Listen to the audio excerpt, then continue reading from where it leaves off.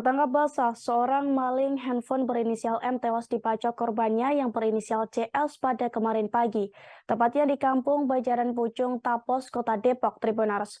Menurut Kasat Reskrim Polres Metro Depok AKBP Yogen Herus Barono, saat diamankan warga, M mencoba melawan dan kabur, hingga akhirnya CS pun membacok korban dengan menggunakan celurit.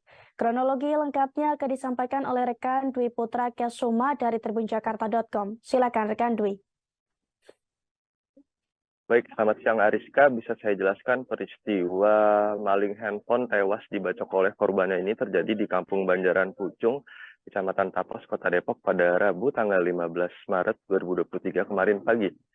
Peristiwa ini bermula ketika maling handphone tersebut yang mana berinisial M tertangkap basah oleh korbannya yang berinisial CS tengah mengambil handphone yang ada di dalam kediamannya. Kemudian M pun diamankan oleh CS dan juga warga sekitar. Namun ketika diamankan itu, M melakukan perlawanan hingga akhirnya mencoba kabur dan berhasil memukul CS. Di situ CS yang telah menyiapkan celurit dari dalam rumahnya pun langsung menyabetkan senjata tajam tersebut ke bagian punggungnya hingga tepat mengenai dan menyebabkan atau meninggalkan luka di bagian punggung.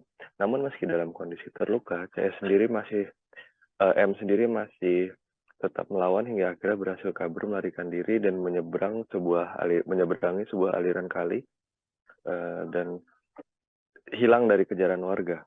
Beberapa saat kemudian, warga menemukan M sudah dalam kondisi tak bernyawa tergeletak di area kebun dekat kandang sapi yang juga punya milik warga sekitar.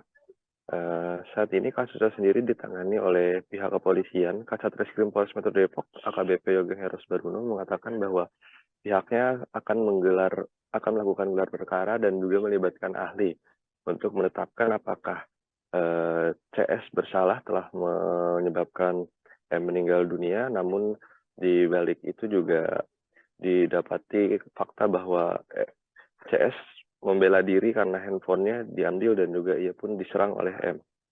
Kurang lebih begitu yang bisa saya sampaikan, Ariska.